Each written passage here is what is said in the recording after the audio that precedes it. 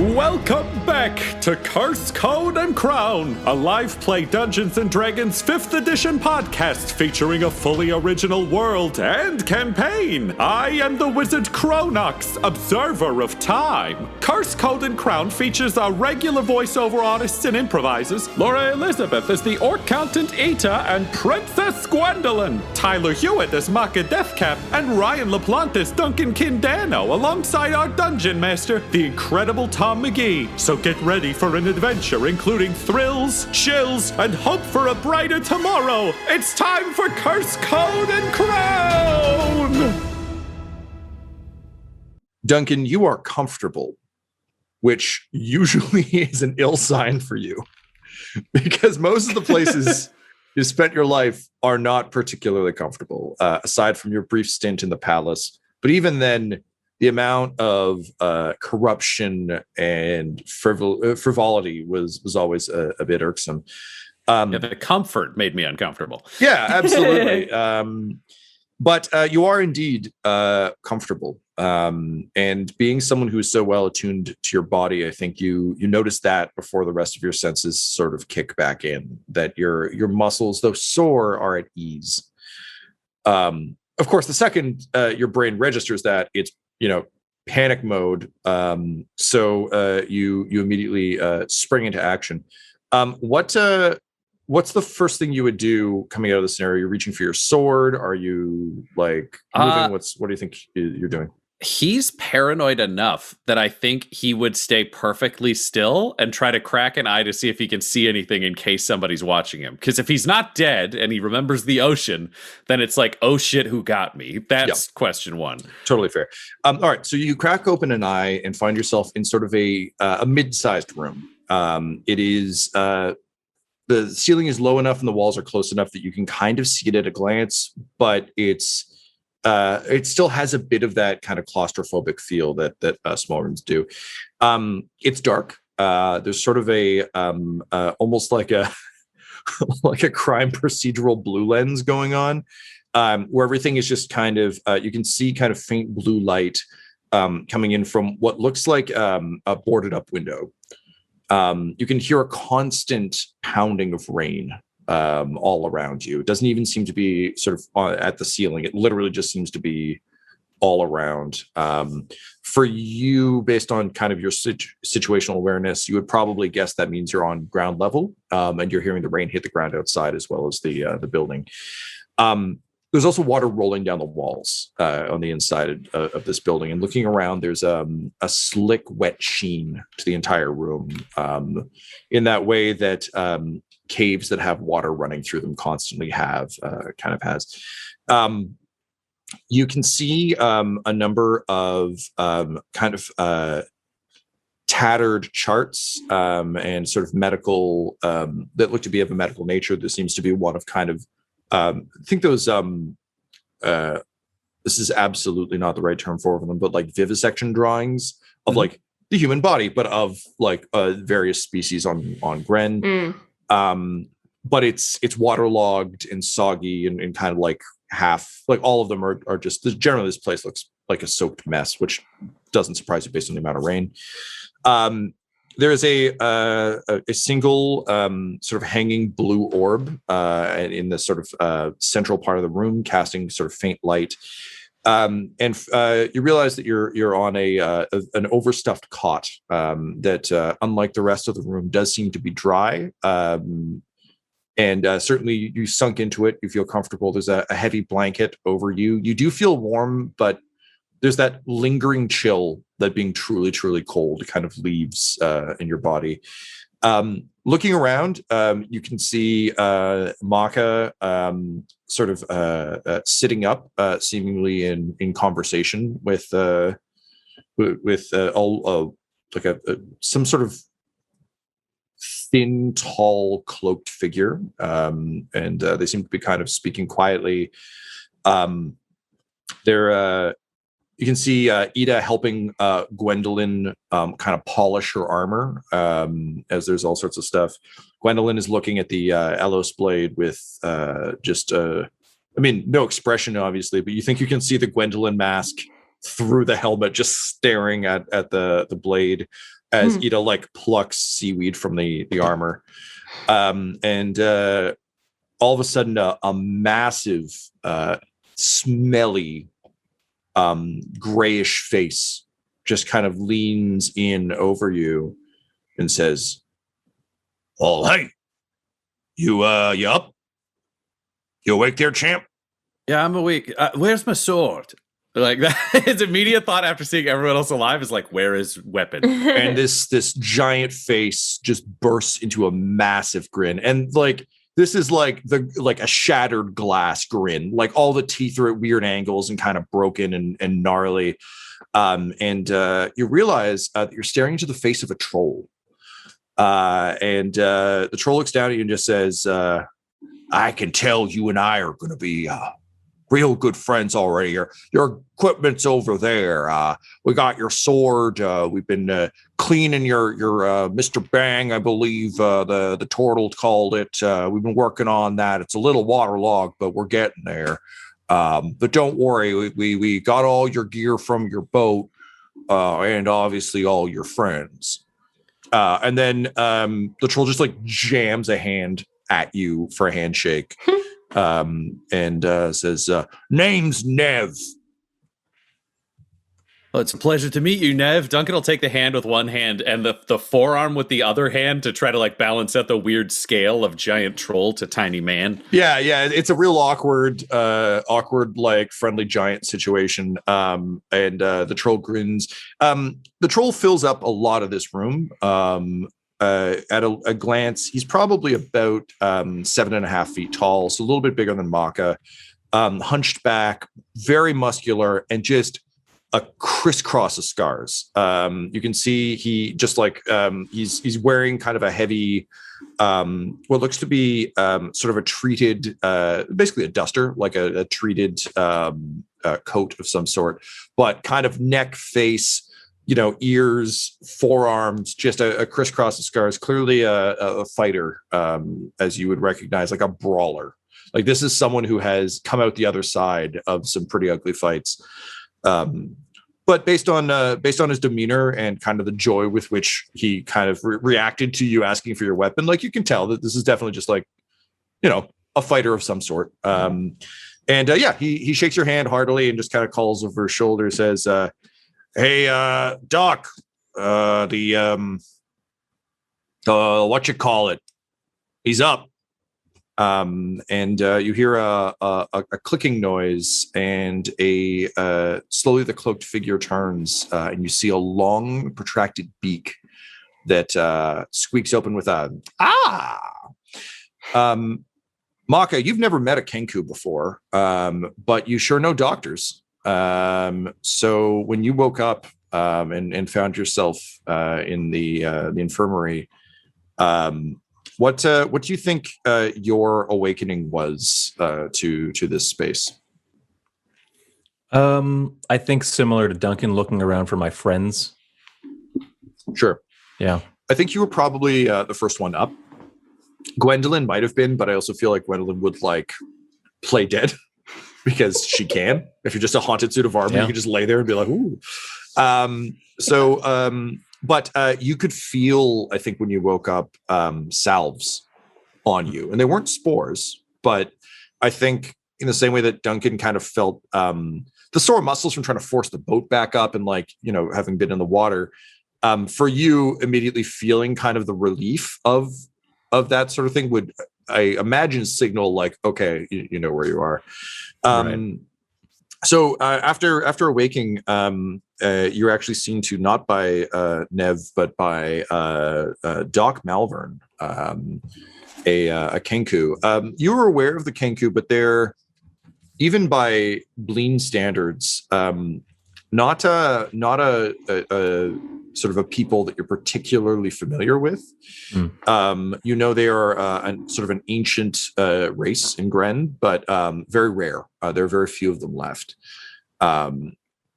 There's more to that, of course, but I don't think Makka would know or care. Doc Malvern is sort of a tall avian creature. He when he greeted you, he was actually wearing like a Venetian plague mask over his beak. So at first it was like, oh, cool, someone in a mask, and then he like took it off, and there's just still bird there. He wears a sort of a long black cloak that is on the inside is full of pockets. The outside is of a very slick, almost rubbery material that seems to sort of actively reject rain. So this sort of spindly bird character came over and greeted you. And of course, this is before Duncan awoke, so we were mere moments before that. But tilting his head, taking off the mask, he says, "Ah, yes, the turtle, yes?" Yes, I am a turtle, and you are Kenku, no? Ah, yes, Kenku. Yes. Dr. Malvern is this one's name. What is Turtle's name? Makka, Deathcap is this one's name. Deathcap, very useful. Also, possibly deadly. And he kind of like tilts his head, not in like a uh-oh way, but in just like a generally concerned way, and says, is Makka Deathcap dangerous to Dr. Malvern? Not presently, no. I see my friends here as well. Yes. Affords you my good graces. Thank you, Dr. Good. Malvern. Yes, of course. It is this one's job to take care of patients, yes? Friends will be fine, mostly fine. And then he kind of leans in and conspiratorially says, is this one correct in thinking armor is alive? Not most armor, but this one, indeed, yes. Yes. Good. And he turns and yells over his shoulder, says, Niv, you are correct. This one owes you $1. And he turns back and says, Dr. Malvern was quite concerned that one of your friends had drowned, but Nev is very thorough in his searches. Yes, good. Yes. Ha. At which point, Duncan, you awake to Nev kind of stumbling over. Ita, you came to with a splitting headache from being hit by lightning and thrown off a boat. Yeah. However, you did also wake up to luxury. So I think for a hot second, you awoke to your dormitory back in the Empire of Numbers. There's just that feeling of home. What does Ita's dormitory look like? I think it is. I think it has to be fairly. I was gonna say it's plain, but on second thought, I think it is just full of like very organized, like stacks of like parchment and writing implements. So like a highly functional room space. Yeah. I'm sure she has like basically like pieces of like paper, like parchment, like tacked up like all over the walls and everything. It's not like a beautiful mind level. It's very like very more organized. Of a practical, like I just need reference documents. Yeah. Okay. So I think as you're kind of coming out of that state, then smelling the sort of moist air, like just the humid moisture in this room. If you thought you were in your dorm, this would be like I left the window open. And I think you've definitely heard of other orc accountants who have like lost key documents, because there are ways to treat things, or you could write on vellum or other things, but like for most stuff, particularly at your level, it's just scrolls. So I think you kind of like sat bolt upright, and you as you did so, Doc Malvern was busy treating Duncan's wounds, and Nev was sort of examining Gwendolyn to make sure there wasn't like a trick. So you awoke to a small winged creature hovering kind of near you, and you did that classic like sit straight up, like and they're kind of floating there. Mm-hmm. The small winged monkey let out a tiny cry and like flew backward like they were kind of skittering away. It just went, oh, hey, oh, shit. Hey, sorry. Doc, Nev, honey, they're awake. This one, York. And they both just kind of like Nev and the doc just kind of like wave and kind of like you take care of it. And the monkey spins back around to you. And now that you can kind of get a closer look at him, he is indeed a tiny winged monkey. Aww. He's got just kind of a beautiful dark purple fur. He's wearing a monocle. And he's got steeped fingers. And he just kind of floats there for a second awkwardly and says, hi. So, listen, I'm not great at this part. This isn't really my function here, but we're very busy today. So, welcome to Doc Malvern's clinic. Who might you be other than someone we plucked from the ocean? I am Ita. I don't know if you probably haven't heard of me, but my name is Itakoego Decapitated. Just call me Ita. But I'm sorry, Doc Malvern. Where is this? Where is this? And I'm looking around. And obviously, I see like everyone else is okay. So Yeah. The monkey points to Doc Malvern. And turns back and says, he's currently taking care of one of your friends. He got you first. You were in rather rough shape. Your head must be hurting. Can I get you a tea? Do you have a tea that will actually calm the splitting, this pain in my head between my eyes? Yes, we're a clinic. We don't just have like nice teas. Oh, then yes, I would honestly happily accept either. I just wanted to know so I could expect a specific outcome. Yes. Oh, okay. Actually, I can't fault you there. Strange place, strange things. Great. Well, okay. I'm glad you're awake. I'm glad you are feeling a little bit better. I will get you some tea, and we'll get right to it. My name is Bleep. By the way, it is good to meet you. We'll take good care of you. The doc will be around to check on you. Also, if you could help my better half with the armor over there at some point. He's pretty sure that it's like haunted or that there's something alive in it. The doc is pretty sure one of your friends is dead. So if you just confirm that, that'd be great. I'm going to go make tea. I'm sorry, someone is dead. And she like stands up and just marches straight over there. Sure. You managed to sort of arrange things rather quickly there and sort it out. But there is some consternation. And to be fair, the tea is actually pretty tasty. And you're not really sure how medicinal it is, but it's better than nothing.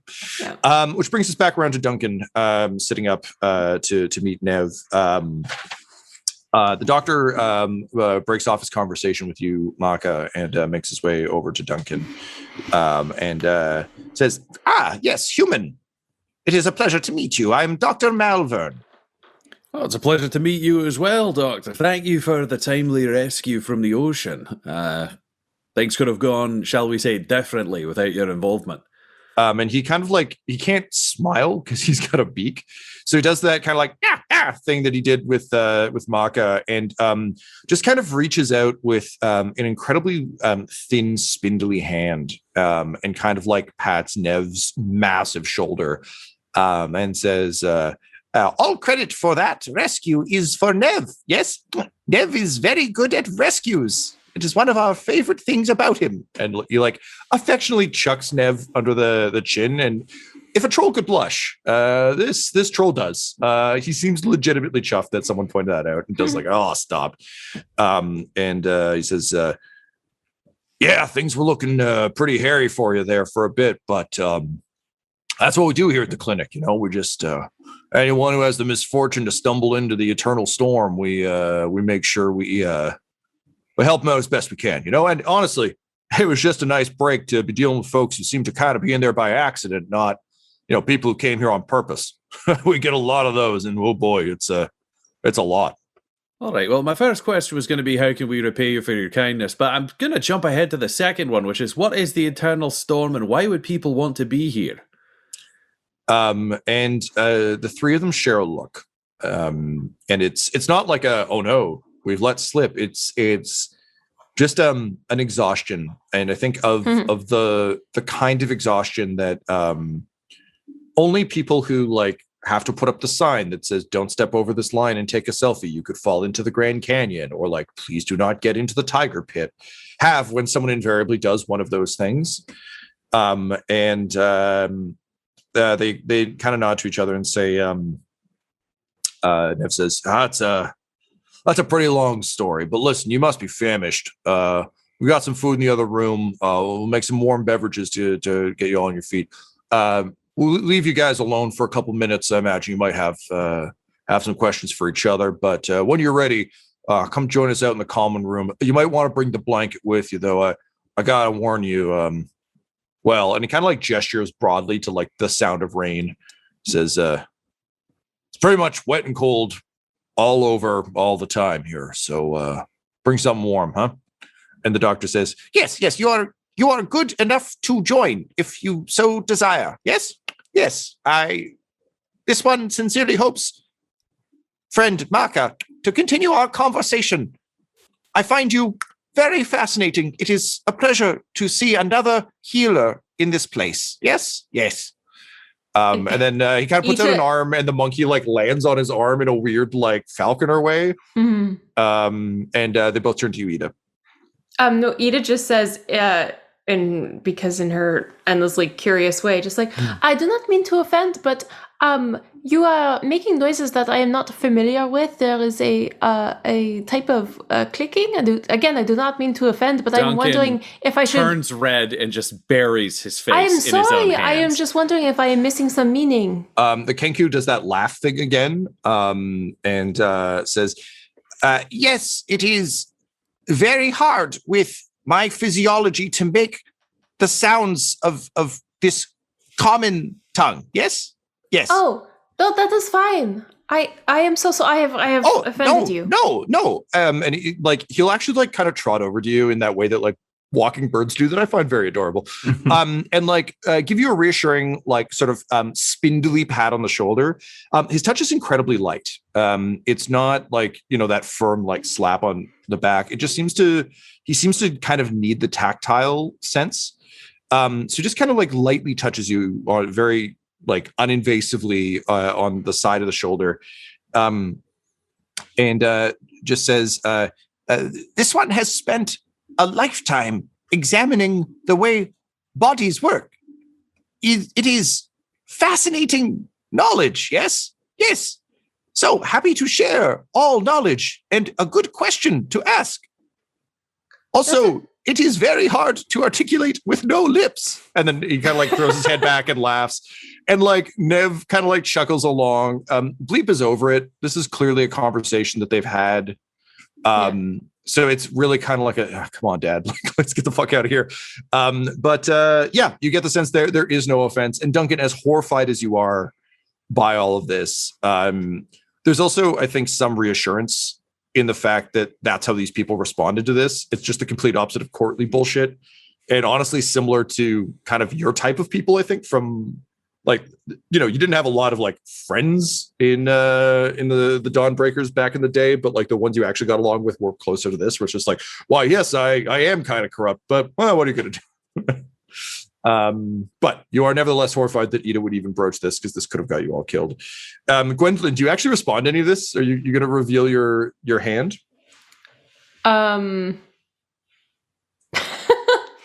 Nah. Great. As everyone else files out, she's like picking at her sword. Right. As everyone else like goes to leave, Nev does stop and shoot like a look like back, like as though you're like a weeping angel or like Boo from Mario, in the hopes of seeing you move. Do you stop moving, or do you just keep picking at the sword? I'm picking at the sword, and I kind of like half lift my head to look at Nev. I kind of give like that. I give like a shrug of like, "What are you looking at?" And the grin just reappears in a flash, and he just says, "I knew it." And then he goes back out into the other room happily. Then you can hear the sounds of like another kettle being boiled and like the bang of pots and pans. But all of you have the room, and they actually pull like it is again a ratty kind of moldy cloak across to kind of block the door, but to give you some modicum of privacy. Bleep starts singing a song in the other room to kind of cover any conversation. Duncan's just strapping his gear on. That's like step one. And I think while he does it, he just says, eat it for the record. If you have to open your first conversation with someone with the phrase, I hope this doesn't offend you, followed by kind of an ignorant question about why they're different from you, hold it in. Save it for later. Let them volunteer. If we go around... I was afraid I was missing some important context. I understand. You made that very clear. I'm trying to teach you how other people may interpret your statements or questions regardless of how you say you want to phrase them. All evidence suggests that no offense was taken. Therefore, my approach was correct. Your approach was correct this time. But here's the deal. It's not actually everyone's job you meet to educate you on their culture. They actually need to volunteer that service. Otherwise, you're just going around making demands on people's time, which I imagine you would find quite rude if you were trying to do your job and someone came up and said, tell me about the Empire of Numbers. Why do you wear that thing on your chest? It wouldn't feel like a great opening, even if they said, I hope this doesn't offend you, but then they sort of impinged on your time and abilities. Yeah, certainly. Perhaps you have a point. Gwendolyn. Number 2. He says to himself as he pulls his coffers on. Well, that's good because Duncan win number 1 went down in the ocean. Yeah. Gwendolyn, is that the Elos blade? And Gwendolyn basically just like taps it on the floor. What has happened here? I mean, is it solid still, Tom? Yeah, it doesn't like turn to dust, Okay. but it is. I just wanted to check. It is old. No, 100% fair, and also I feel like Gwendolyn would 100% be worried that might just happen. Yeah. Pockmarked, charred. It doesn't look like melted metal. It almost looks more almost like eaten by rust, or it's almost got a bit of a meteorite vibe right now. But yeah, just it looks like shit. Okay. Well, I mean, like, yeah. I mean, like, do I still feel soul bonded to it? You do, but it's it doesn't feel great. Like it's there, but it's the kind of thing where like you're still able to recall it to your hand. Like it's still very much the Elos blade. But in the same way that Makka is now feeling very distant from Jossie, it's almost that. Like it's a little bit like in the sort of later Thor movies or Marvel movies, when it like goes to call the hammer and it isn't just like, haha, it's right here. It kind of like wavers. Like I think when you called it back on the ship, it like hit you in the chest. And then you like picked it up off the ground. So you do, but it doesn't feel great right now. And you can investigate it if you want to. You did say you were staring at it for a long time. Yeah. Would you be probing the look or the feel? The feel. I think it would be all about the feel. Okay. What stat have we associated? It's been a hot sec since we've dealt with your soul bonding. What stat did we associate with that, or did we? If not, like we totally can. We have that power. I don't think we really have. I'm just seeing if there's anything else that would make sense. Okay, I feel like it would be like wisdom related. Yeah, let's go with insight. Because that feels right. I also just don't think Gwendolyn has any like, she didn't read up on fucking magic swords back in the day. No. Duncan may have, but I don't think you did. I would say Duncan, when he spots this Elos blade thing, is fucking horrified because that is essentially a holy relic for him. Don't worry, buddy. We'll get there. 16. 16. All right. Yeah, the soul bond is there. Pretty much what we talked about. We should just done this roll beforehand.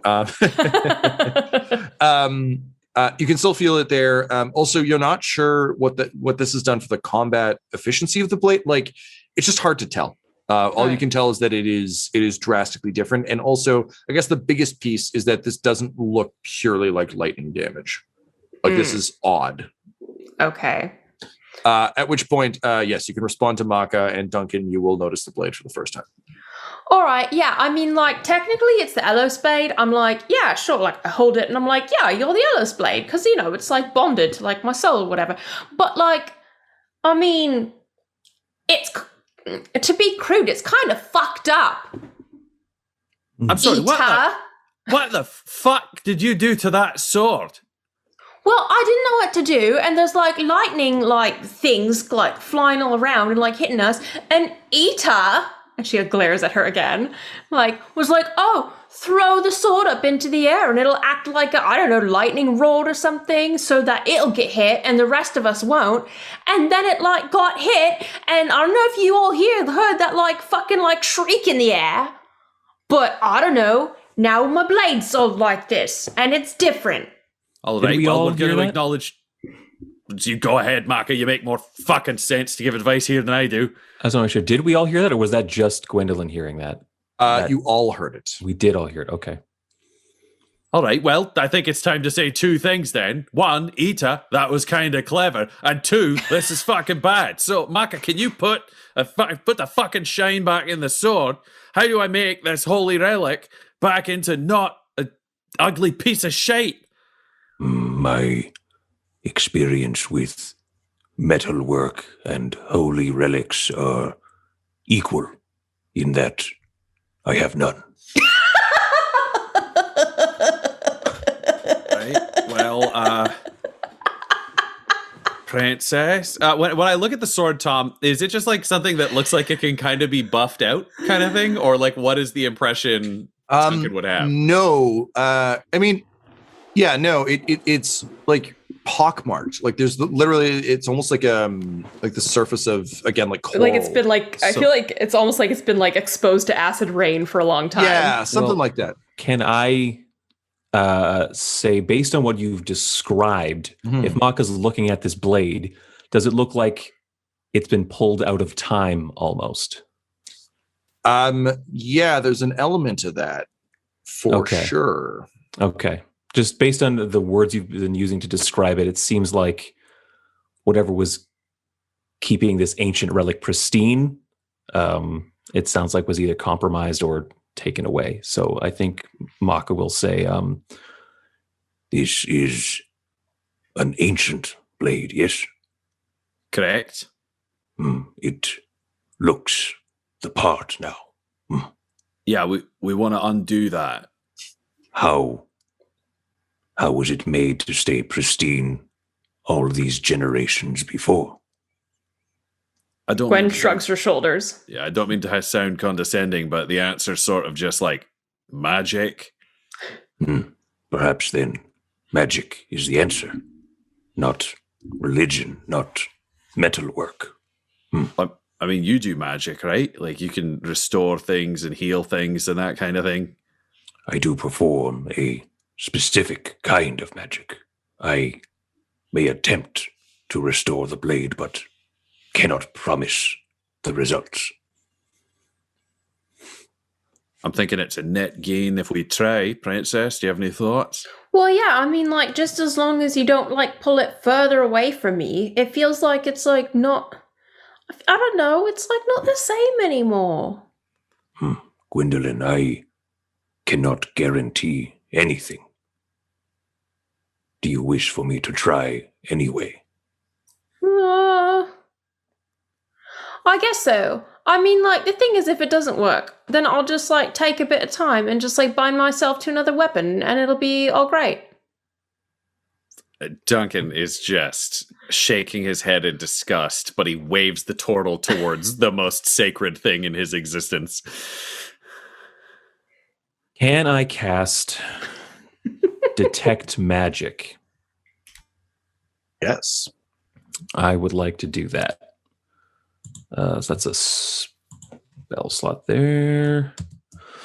I can sense the presence of magic within 30 feet of me. Do I detect magic in the sword? Yeah, absolutely. In the same way, I think you have any time that you've been near Gwendolyn, particularly, or the sword, you've always, anytime you've cast detect magic, they've been a part of that. That said, the sword feels very, very faint, whereas before, like, I kind of imagine this visually almost as, like in Predator when they put on the night vision goggles, and it's like clearly like, oh look, like it's a red person running it. Like I can see the red outline of the person because they're they have body temperature, unless they're covered in mud like Dutch. Whereas normally the armor and the blade were so clear and so bright. Gwendolyn is still very, very bright, but the sword is very dull. It's very faint. That said, now that you're specifically looking at it in a way you hadn't before, it doesn't read the same way as a traditional magic item would. I should also mention, if you're casting it, that you're picking up on magic elsewhere, and from the other room, because I believe it's within 30 feet of you. Yep. Bleep is just like lit up, like a signal flare. Actually, with a very similar aura to Gwendolyn, which doesn't entirely surprise you, because Makka, in your experience, there aren't just like winged monkeys who happen to live just around in Gren. But you can also get kind of a dull pulse off some implements, some other things. Clearly, again, it's a medical facility. But yes, the Ellis blade has a different aura than magic items you've previously examined. Okay. Makka, can Makka see visually the connection between the sword, like a tether or anything like that, between the sword and Gwen? Yeah, I think we could allow that. Okay. What you're seeing is the tether itself is fine. Mm-hmm. Your guess is because the blade itself seems to be dulled in terms of its aura right now, it's less likely that the bond is damaged and more so that the blade, like, it's diminished or something. Yeah, exactly. Yeah. It's not that her connection to it is bad. It's that your Ethernet cable is fine. It's just your router's kind of fucked right now. So like your computer's good. I speak from experience. Your computer's good. The cable is good. Just the box ain't working so good. But yes, there is also some relief, I think, to that. You can think of it, honestly, I'm sorry, I know I've gone through like 4 different visuals. You can think of it a bit like if you were tempering the blade in a furnace and it came out red hot. It's now like that glow has diminished and now it's just kind of like a weird piece of iron. Gwendolyn, the aura of magic coming off this blade is dimmed. When I look at you, you are bright, shining, radiant with this magic. I do not think I am the one to fix this. I think it is you who must will magic back into your blade. There is a connection here. And the power of this blade is lessened, weakened. And I think it is you who must infuse it. I can help you with this, but it must be you. All right, so like, I got like, okay, I'm trying to think of like what I can do, like realistically. I'm like, I guess I could like leave my body and like fly through the sword. I don't know, would that do it? Duncan chuckled quietly to himself because of the idea of Gwendolyn clearing Clearing her non-existent throat. Yep. I do not know the specifics, the particulars of how this should be done. However, the way I wield magic and my philosophy is that you must feel the correct thing to do. You will know it within instinct. Yes. I think that means it's time for you to start meditating again, Princess. Remember that process that you loved so much? Oh, wait, so you mean I shouldn't just like fly into it? I mean, we're not going to knock anything, but I think what he was saying was you might have to spend some time with yourself and the sword finding meaning. So, remember that thing I used to make you do until you threatened to shoot me when you were 12?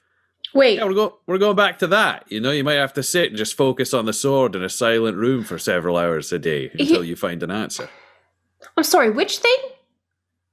It was called meditation. You did not care for it. You said, this is boring. I will shoot you enough times. Then you found that gun and we all sort of got worried. So we returned that to the armory and I kind of let it go. Right. Yeah, I'm not going to lie. I don't remember the specific moment, but like, sure, I can try it. Story of Duncan's educational life. Gwendolyn, do you want to, it would seem, so Duncan is offering you one path, which is to meditate on the weapon, to approach it the way that he approaches martial combat and weaponry. Makka is giving you less an option and more advice that you need to feel your way through it. And the option that you have identified is to actually attempt to fly in, like basically loose your spirit and embody the weapon. Yeah, well, I think like when we were in Sprongrek, like I had no body and was literally able to like get into a glove, you know, like that kind of thing. Yep. I think I would just like to try to like basically attach myself to it and just feel it out. All right. So having kind of like taken the advice of your advisors, if this were a Telltale game, you look back and forth dramatically between Duncan and Makka. Ida's like still sitting there, but also is like actively staying out of this one because she knows she kind of fucked up. She may not be aware, or she may not take responsibility for that, feel badly for that, but she does realize that Duncan is still and always will be a man with a gun. It's smart to stay out of this. Yeah, absolutely. Okay, so you decide to take Makka's advice and to feel your way through, and your instinct seems to be to embody the blade. So you're going to attempt that. Is that the spell you use for that? Is I think just the one where you jump ship on your armor, right? I just it's just soul escape, and I get to do it once per long rest. I don't have to roll for it. Right. Okay. Fantastic. Describe for me what going into the sword looks like, or feels like, or is. Well, Makka would like to aid you here as well. Oh, okay, great. I'd like to cast Enhance Ability on Gwendolyn, but it would be helpful to know what, stats Gwendolyn uses when she's tapping into the Elos Blade and her ethereal form. If it's will, like wisdom, it's wisdom. Literally, like all my stuff is like will of the soul stuff. Like it has to be wisdom. Okay, then Makka, before you prepare to enter the blade, will just place a hand on your shoulder. He'll return the sword to your hands and place a hand on your shoulder and cast Enhance Ability, specifically Owl's Wisdom. So you have advantage on wisdom checks.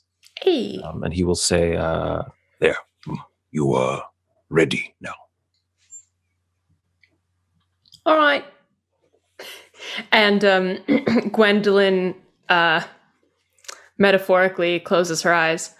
Not because she, I think it's actually just like her appearing to take like a calm posture, because she doesn't really need to do that, but I think Duncan would feel more comfortable if he saw her like. All right, so tuck your legs under you. It's 3 breaths in and 3 breaths out. Just focus on the blade and clear your mind. I'm sorry, breaths? Breaths.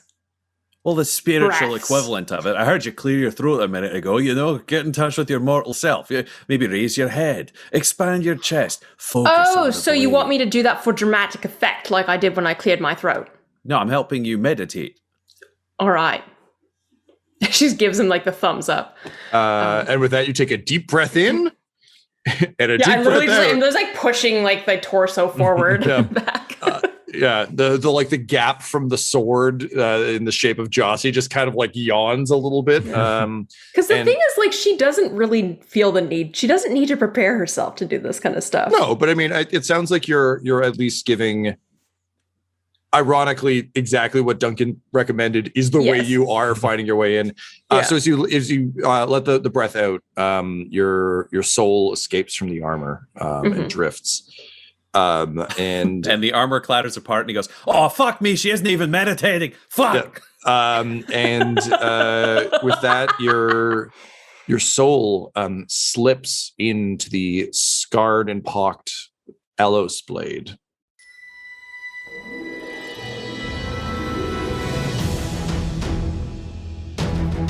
This episode of Curse Code and Crowd Sound was mixed and edited by Laura Hamstra, and the campaign was created by Tom McGee. Our original theme music was composed by Landon Knoblock, and Curse Code and Crown's logo was created by the brilliant Decapitated Markers. If you want to follow our players or our DM on Twitter, you can reach out to Laura at EL Hamstring, Ryan at the Ryan LaPlante, Tyler at Tyler_Hewitt, Tom McGee at McGeeTD, or you can message our whole company at Dice. So please, join us again for more Curse, Code, and Crown!